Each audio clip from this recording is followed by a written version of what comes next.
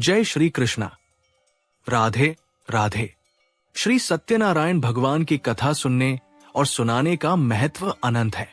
इस कथा के श्रवण से भक्त के सभी कष्ट दूर हो जाते हैं और जीवन में सुख शांति, समृद्धि और मोक्ष की प्राप्ति होती है।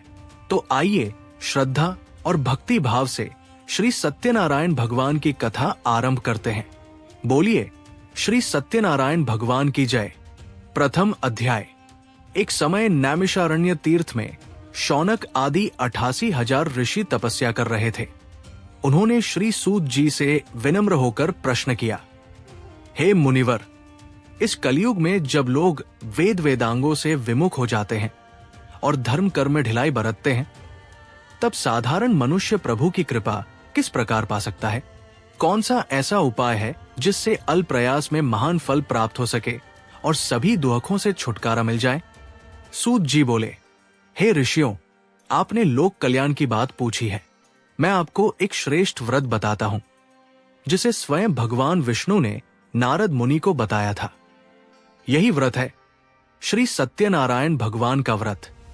एक समय की बात है, नारद जी लोकहित की भावना से लोकांतर में घूम रहे थे। जब वे मृत्यु लोक में पहुंचे तो देखा कि प्राणी अपने अपने कर्मों से दुखी है। कोई गरीबी से व्याकुल है, कोई संतानहीन है, कोई रोगों से पीड़ित है और कोई दुख दरिद्रता से घिरा है। ये सब देख नारद जी विष्णुलोक पहुंचे और भगवान नारायण की स्तुति करने लगे। स्तुति से प्रसन्न होकर भगवान विष्णु ने कहा, हे नारद, तुम्हारे हृदय में क्या प्रश्न है, कहो। नारद जी ने कहा, हे प्रभु, मृत्युलोक के प्राणी अज्ञानवश दुख पा रहे हैं। कृपा करके ऐसा साधन बताइए जिससे वे अल्प प्रयास में दुख से मुक्त होकर सुख और मोक्ष पा सकें। भगवान विष्णु बोले, हे मुनि, तुम्हारा प्रश्न अत्यंत हितकारी है। सुनो, कलयुग में जो भी भक्त भक्ति भाव से सत्यनारायण व्रत करेगा, वो सांसारिक सुख भी भोगेगा और मृत्यु के बाद मोक्ष भी प्राप्त करेगा। इस व्रत में केले का फल, गेहूं या साठी का आटा, दूध, घी, शक्कर, गुड़ और नैवेद्य का भोग अर्पित करना चाहिए। सायंकाल ब्राह्मणों और बंधु बांधव के साथ मिलकर कथा सुननी चाहिए। अंत में भोजन कर सभी को भोजन कराना चाहिए। इस व्रत से मनोवांछित फल की प्राप्ति होती है और पापों का नाश हो जाता है। इस प्रकार प्रथम अध्याय समाप्त हुआ। बोलिए श्री सत्यनारायण भगवान की जय। द्वितीय अध्याय। सूत जी बोले, हे मुनियों, अब सुनो, सबसे पहले किसने ये व्रत किया? वाराणसी नगरी में एक निर्धन ब्राह्मण रहता था। वह दरिद्रता से दुखी होकर भिक्षा मांगते हुए जीवन यापन करता था। एक दिन स्वयं भगवान सत्यनारायण वृद्ध ब्राह्मण का रूप धारण करके उसके पास पहुंचे और पूछा, हे विप्र, तुम इतने दुखी होकर क्यों भटकते रहते हो? ब्राह्मण बोला, मैं अत्यंत निर्धन हूं, भिक्षा से जीवन चलता है। प्रभु, यदि कोई उपाय जानते हैं तो बताइए।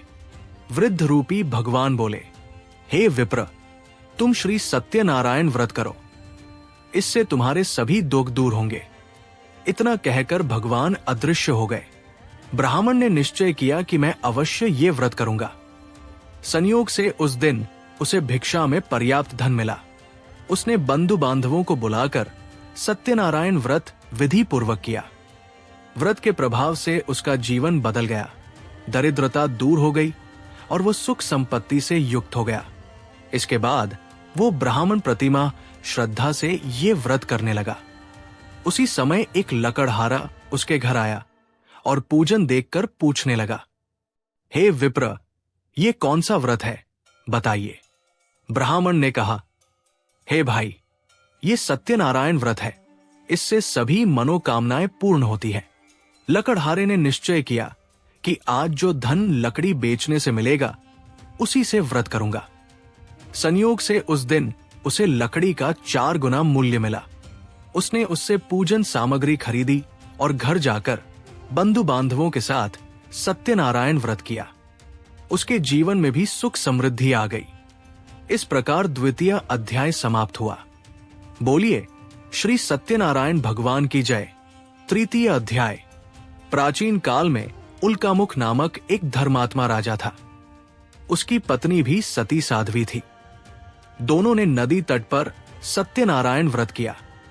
तभी साधु नामक एक वैश्य वहां आया। उसने राजा से व्रत का विधान जाना और संतान प्राप्ति की इच्छा से निश्चय किया कि जब संतान होगी तब ये व्रत करूंगा। कुछ समय बाद उसकी पत्नी लीलावती ने एक कन्या को जन्म दिया, जिसका नाम कलावती रखा गया। कन्या बड़ी होने लगी।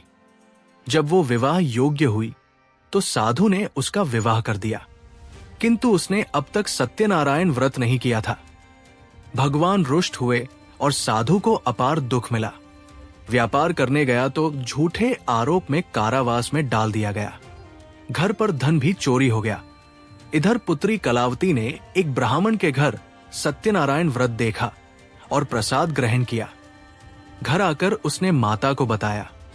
माता लीलावती ने उसी समय व्रत किया और प्रार्थना की कि प्रभु मेरे पति और दामाद को मुक्त करें। भगवान ने राजा चंद्रकेतु को स्वप्न में आदेश दिया कि कैद से उन्हें मुक्त करो और धन भी लौटाओ। राजा ने वैसा ही किया। इस प्रकार साधु वणिक और उसका दामाद घर लौट आए। तृतीय अध्याय समाप्त हुआ। बोलिए श्री सत्यनारायण भगवान की जय। चतुर्थ अध्याय। साधु वणिक जब नाव में धन लेकर लौट रहा था, तब भगवान दंडी का रूप लेकर प्रकट हुए और पूछा, हे वणिक, नाव में क्या है? साधु ने हंसकर कहा, केवल बेलपत्ते हैं। भगवान बोले, तथास्तु, और अदृश्य हो गए। जब साधु ने देखा तो सचमुच नाव में केवल बेलपत्ते थे। वो मूर्छित होकर गिर पड़ा। फिर दामाद ने समझाया, ये दंडी साधु कोई और नहीं, स्वयं भगवान थे। चलो उनकी शरण में चलें। दोनों ने जाकर क्षमा मांगी। तब भगवान ने प्रसन्न होकर नाव पुनः धन धान्य से भर दी। घर पहुंचने पर उसकी पत्नी लीलावती ने प्रसाद ग्रहण कर लिया, पर कन्या कलावती ने प्रसाद छोड़कर पति से मिलने चली गई। प्रसाद की अवज्ञा से भगवान रुष्ट हुए और नाव सहित उसका पति अदृश्य हो गया। कलावती विलाप करने लगी। आकाशवाणी हुई, यदि प्रसाद ग्रहण करके आओगी तो तुम्हारा पति मिलेगा। कलावती घर लौटी, प्रसाद खाया और पति पुनः मिल गया। साधु वणिक ने पूरे परिवार सहित सत्यनारायण व्रत किया और सुख भोग कर अंत में स्वर्ग प्राप्त किया। चतुर्थ अध्याय समाप्त हुआ। बोलिए श्री सत्यनारायण भगवान की जय। पंचम अध्याय। एक बार तुंगध्वज नामक राजा था। उसने भी भगवान का प्रसाद तिरस्कार किया और फलस्वरूप उसके राज्य में विपत्ति आ गई। अंततः उसने ग्वालों से प्रसाद लिया, पूजा की और सब कुछ पुनः ठीक हो गया। सूत जी ने आगे कहा, जो मनुष्य इस कथा का श्रवण करता है उसका जीवन मंगलमय हो जाता है। निर्धन धनवान होता है, रोगी स्वस्थ होता है, संतानहीन को संतान मिलती है और सभी मनोरथ पूर्ण होते हैं। अंत में भक्त को बैकुंठ धाम की प्राप्ति होती है। सूत जी ने यह भी बताया कि जिन्होंने ये व्रत किया था वे अगले जन्म में पुण्यवान रूपों में जन्मे, निर्धन ब्राह्मण सुदामा बने और भगवान कृष्ण की भक्ति कर मोक्ष पाए। साधु वणिक राजा मोरध्वज बने, लकड़हारा निषादराज हुआ और भगवान श्रीराम की सेवा कर मोक्ष को प्राप्त हुआ।